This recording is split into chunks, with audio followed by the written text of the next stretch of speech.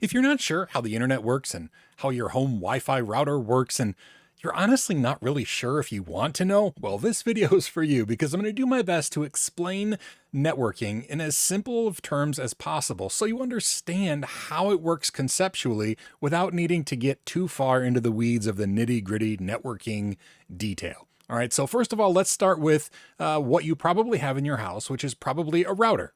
Now, honestly, inside your house, you probably do have a router, which is this piece right here, and you probably also have a wireless access point. Now, most times for most homes, these are all one unit, but they actually do two very separate things. So first of all, I'm going to explain what they do and then how they kind of get combined into one unit. Now, generally, there's one port or one connector on the back of your router that is different than the other. Sometimes it'll be yellow, but it'll be different and it'll be labeled as WAN. Now, WAN stands for Wide Area Network, and basically that is the half of your router that talks to the internet. Okay, so the internet is the WAN, the wide area network. So you'll probably see it labeled WAN, and that's what it means. It's just talking about the internet. Now, all of the other stuff on your router, there's probably multiple other ports that are the same exact shape that you can plug Ethernet cords into. They are on the LAN side, or local area network, and that's everything inside your house. Okay, so all the stuff that goes to the internet goes on the WAN side. Everything inside your house is on the LAN side, or the local area network. Now, Wi-Fi is a little bit tricky here because all of the pieces of hardware in your house that connect with a cord, connect with an Ethernet cord. It's a network cord, sometimes people will call it, and it will plug from like the back of a computer directly into one of those LAN ports on the back of your router. However, most of your devices, maybe all of your devices in your house, are generally wireless, right? Like your phone or your laptop, or, sometimes a smart TV will connect with a cable. Sometimes it will connect with Wi-Fi. The thing is, Wi-Fi is basically just a bridge to the LAN. So the access point part, the AP half of your router, if you have an all-in-one router that's like the wireless and the router part built in, most of you, that's what you have. That wireless half basically just bridges all of your wireless devices into the same LAN as the computer. So as far as all of your devices on the network are concerned, your phone, your laptop, your plugged in desktop computer, maybe your smart TV if it connects with the cable, they are all on the same LAN. They're on the same network, the same local area network. So they all see each other, whether they are connected with Wi-Fi or if they're connected directly with a plug on the back of your router. Okay, so that's the difference between a LAN and a WAN. Now, it's important to understand why we separate the LAN from the WAN. And I like to think of it in the terms of people. So if you have just like an enormous, let's say a big football stadium, and you just cram it full of people, it's pretty difficult to communicate with the people that you want to communicate, sometimes even if they're right next to you. But when there's no sort of organization, it's really, really difficult. And even though every device in the world, every network device has its own unique fingerprint, there's really not a great way for everybody just to shout into out your window, I guess, and try to communicate. So there's this form of networking that's kind of hierarchical, and that is a way that we can talk locally, and then messages can be sent by our router out to the WAN so we can communicate with the exact person in the exact other house that we want to communicate with. And just like every person has a unique fingerprint, every computer does as well. But let's take this fingerprint metaphor to its logical conclusion, right? Everybody has a fingerprint, but also everyone has like a street address, like where you live, okay? And we're gonna separate an address into like a LAN and a WAN half. So I'll use the same colors as before. If somebody is trying to get a package to you, they send it to your address, like 123 my street, my town, Missouri. I think that's Missouri, MS, maybe that's Mississippi. I don't know. Anyway, my town MS and then the zip code, and that will get it to your house, right? Once it's at your house, it's kind of like it's in your LAN at that point, and then it gets delivered to the person. So John inside that house will get a particular package. But as far as the internet knows, they don't know like what bedroom John happens to have, right? As far as the whole world knows, this is where John lives. And so rather than just like putting a fingerprint on an envelope and hoping that, eventually it gets to the right fingerprint, you send it to John's house with that address. And then once it's inside there, John's family members will recognize that it's him and they will give it to him. And if it's a strange family, they might actually check his fingerprints, but I don't think they'll actually do that. So that's how it works with people. And that's why it's important to have like addresses. And I mean, the address can even be broken down further, right? Like zip code and state, and then the town, and then the street, and then the street number. You kind of see where the hierarchy makes sense. Well, the internet works very, very similarly. So every single device, whether it's your phone or your computer, anything that can get on the network has what is called a MAC address or a physical address. MAC, MAC actually stands for Media Access Control Address, or MAC stands for Media Access Control. I actually had forgotten what it even stood for. I had to Google that. So if you don't remember that, it's perfectly fine. But a MAC address or a physical address is kind of like a fingerprint for your particular devices. And truly, they are unique to every device. Wherever you buy devices, they all have a unique MAC address. But it's not very feasible to just say, okay, this is your MAC address. It goes to, this MAC address is where I want this information to go. Well, like, okay, well, where is that address? There's only like 10 billion people on the planet, and everybody has multiple devices. So what we do is assign an address to that. And we assign the address inside our network, because we don't necessarily need everybody in the planet to know our address. Like our inside the house address, like what bedroom we live in. So inside of our house, we assign what's called a private IP address. Your LAN address is a private address, and it's called an IP address, which stands for Internet Protocol Address. Usually you'll just hear people refer to this as your IP. Like, what's your IP? But that's not really exactly right, because IP just stands for Internet Protocol. So to be more correct, you would say, what is your IP address? But if somebody just says, what's your IP, they're referring to your IP address. So inside your home or inside your LAN, everybody gets assigned a private internal IP address. And now here's the cool thing. This IP address, this might look familiar. You may have seen something like 192.168.1. something. It's very possible that that is your phone's local area network, your LAN address on your computer. And it works that way because since it's inside your LAN, it doesn't matter if it's the same address as inside somebody else's LAN, right? This is like saying, John is in bedroom 3. Well, if your next door neighbor has somebody who lives in bedroom 3, that's fine. Everybody can have multiple bedrooms in their home. So this private IP is only valid inside your house. Hopefully that makes sense. Every house can use the same range of addresses because every house is going to be different. And we don't actually talk directly to another LAN from our LAN. If we want to talk to somebody in another LAN, we go through the WAN, or the wide area network. And the WAN port, remember our router with like that one special, usually different colored port called the WAN port? It will have an address that is a public IP address. And that means that nobody else in the world can be using that address at the same time. Now, this is an example of a WAN address, and 151.236.4.166 is actually an IP address of one of my servers in Austria. But this is an example of a WAN IP, or a public address, that only one person on the whole planet can be using at any given time. And so the WAN sides can talk to each other because nobody can have the same one. So if I want to talk to another WAN, I can specify its address, and I will basically say, okay, other WAN, like my neighbor will have a WAN address on their router. And so my router could say to their router on its WAN public IP, hey, this package is for Susie. She's in bedroom number 2.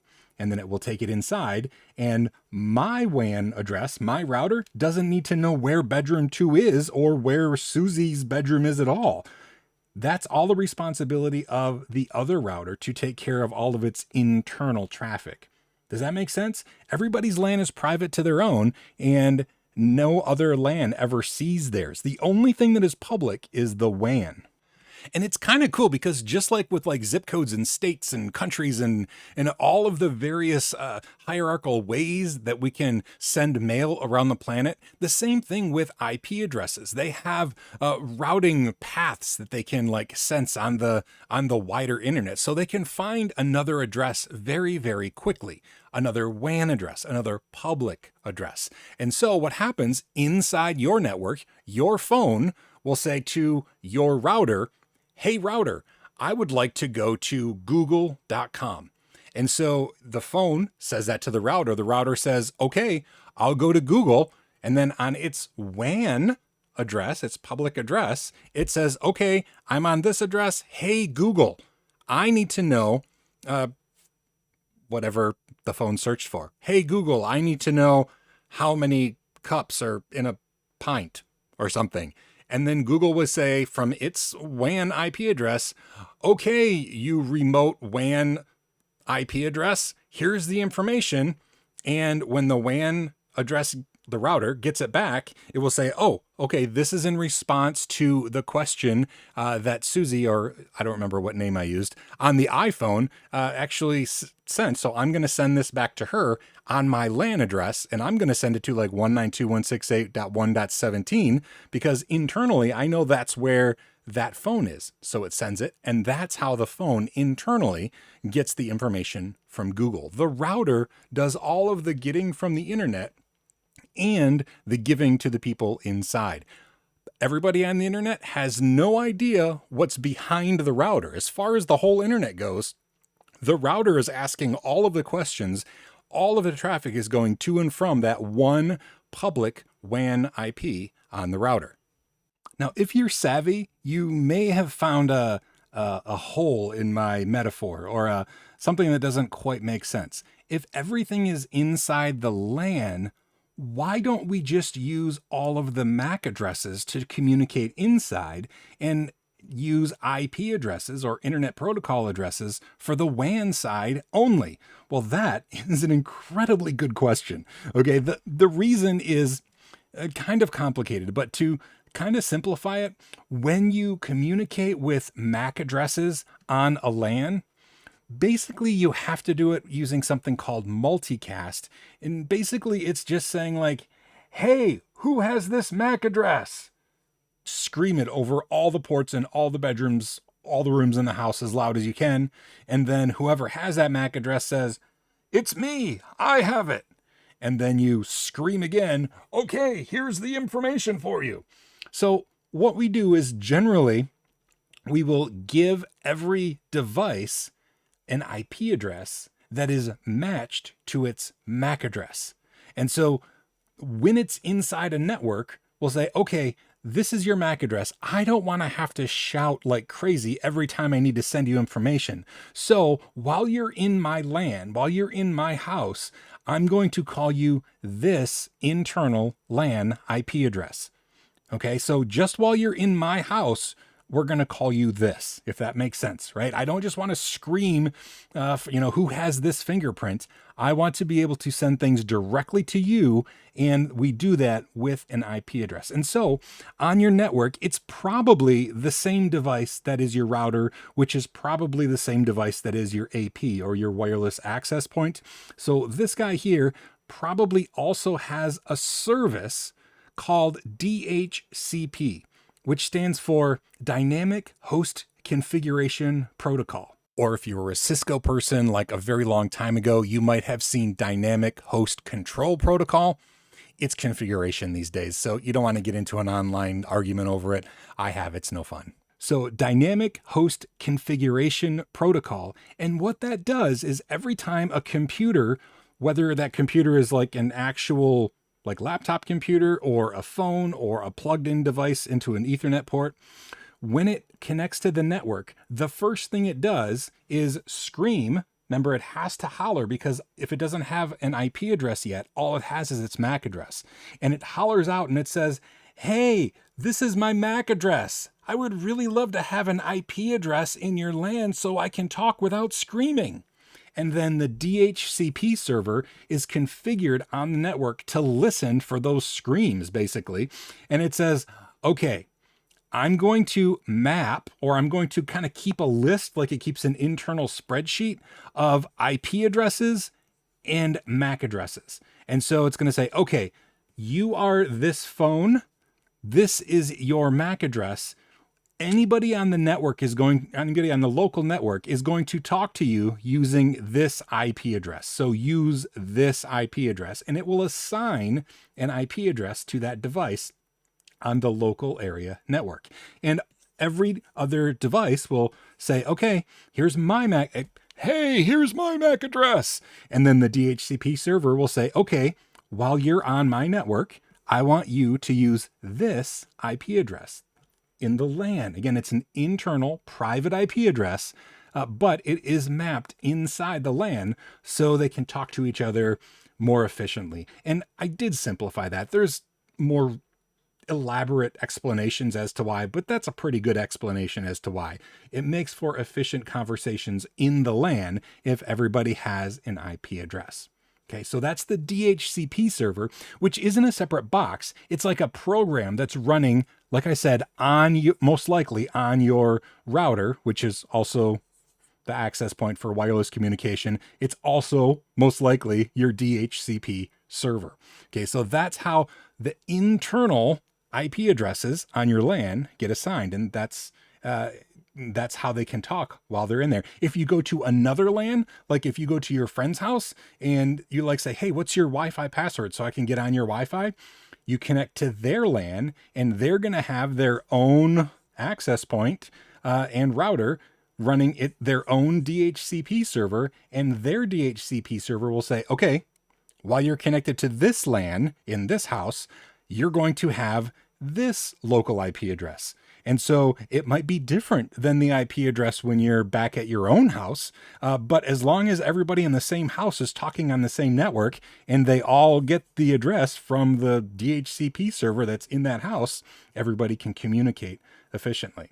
Okay. And again, remember, when somebody communicates with the internet, it actually goes through the router, and the router does all that translation through its WAN port, because remember, we only have one public IP address for the whole house, and that is on the WAN port of the router. And so that's how we get, to and from the internet, through that one WAN port, which has one public IP address. But everybody inside can have hundreds and hundreds of local devices can have LAN addresses, and the router just says, okay, this is for you, and that's for you, and that's for you, and that's for you. And it's a really smart device that keeps track of all that. And if I haven't lost you, or you haven't fallen asleep, or you haven't just given me the middle finger and gone off saying this is more complicated than you said, there's one more thing I want to talk about, and that is DNS. I briefly mentioned that when your computer wants to actually get out to Google, it actually says to the router, hey router, I want to go to Google. Well, Google is not an IP address, right? You may have noticed, like, I've been talking about them communicating via IP addresses, whether that's an internal LAN IP for devices communicating inside your home, or the WAN IP address, which is how the router communicates with everybody else on the internet. But they're still numbers, right? They're still IP addresses on the WAN side and the LAN side. So how is it that we go to google.com? That's not numbers, that's letters. Well, that's where DNS comes in. And DNS stands for Domain Naming System. And this is basically just an internet-wide address book Just like you don't probably know everybody's phone number anymore. Now, we used to in the old days, but you probably don't know everybody's telephone number anymore. You just have them in your contacts, right? And so you just mention them by name and Siri will call them or text them or whatever. The same kind of thing works on the internet. And basically, DNS is this huge global network of servers. And just like DHCP runs on your all-in-one router AP DHCP box, DNS is another service or another program that's running on that access point on that router in your network. And it will get your request. You'll say, I want to go to Google, and it'll say, okay, that's on my WAN side, but I don't know its address. And so your router will query a big DNS server in the internet, and so your DNS server will query another DNS server up the hierarchy and say, okay, what is the IP address for google.com?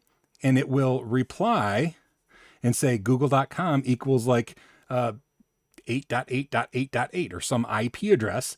And then your router will then know where to go on its WAN IP address to get to Google's IP address, because it can only travel via IP address. It can't travel via name. And so it has to learn the IP address of where it's going. So it actually keeps a cache usually of the things that you ask it for. So like you say, I want to go to google.com. It'll query its DNS server and, in the cloud. And then when it gets that answer, it will keep its own spreadsheet of DNS names. And it'll say, okay, google.com is equal to this IP address. And it'll keep all of the addresses that you regularly ask about. Like, I want to go to nerdlings.net and see what Sean's up to. Well, then it will keep a WAN IP address for nerdlings.net so that it knows how to get there when you ask. And so that's how DNS works. Everything is still done with addresses, IP addresses, which are just numbers, right? However, we name them just like you have your address book in your phone, and the DNS server on your router or AP or all-in-one unit kind of keeps track of all those. And if you give it one it doesn't know, it will ask its DNS server, because your router knows an IP address of a DNS server on its WAN side that it can ask if it doesn't know. And then that DNS server has another one. Like I said, it's a big hierarchy, but that's how you can translate names, domain names like websites, into numbers, IP addresses that your router will be able to find for you. Honestly, if you followed along with all of that and it made sense, you actually understand more about how the internet works than a lot of people do. So I hope you stuck with me all the way through. I just have one more slide. I just want to go over all the crazy jargon that we covered. But if you're still here, high five. Way to stick with it. I hope it made sense. You can go back through if you want to. Hopefully it'll make sense the second time if it didn't the first time. But just some of the quick jargon that we covered. LAN is a local area network. WAN is the wide area network. An AP, where you're generally talking about a wireless access point. A router is the device that sits between the LAN and the WAN and translates that traffic so that if you need to get out to the internet, it does that. Now, a lot of times the AP and the router are one box, right? We'll usually refer to that as a router or a wireless router. That just means it has both built in one. IP is internet protocol. A lot of times, like I said, people will say, hey, what's your IP? When really they should say, what's your IP address? Because that makes sense, whereas just saying IP doesn't make sense. But people still say that. DHCP stands for Dynamic Host Configuration Protocol. That's the thing that on your local area network, that's how you get a local area network IP address is your computer or your phone or whatever basically shouts onto the network, hey, this is my MAC address. What IP address should I use when I'm here? And then it will give back an IP address that it can use in that LAN. And then, of course, DNS is domain name system. And that just maps like google.com to an IP address like 8.8.8.8. And that's generally kept track of on your AP/router, along with all the DHCP leases that it keeps track of, like whose MAC address has what IP address. Same thing with the DNS. What DNS name goes to what WAN IP address. Hopefully that makes sense. An extra special thanks to the people that are showing up here, my Patreon supporters. They make it possible for me to do videos like this. If this was helpful to you and supporting me on Patreon is something you want to do, hey, I'll put a link in the description. I often forget to do that, and so thank you to everyone who keeps reminding me to put links to my other stuff, including my Patreon, down there. Anyway, now you know all about networking. You can talk nerdy at the water cooler, whatever your job is, but I do warn you, if you start talking like you know what you're talking about, when you visit family over the holidays, they will expect you to fix their Wi-Fi. At least now you'll know what it should be doing. Whether or not you can fix it or whether or not it's fixable is another story. Hey, thanks again. Remember to learn everything.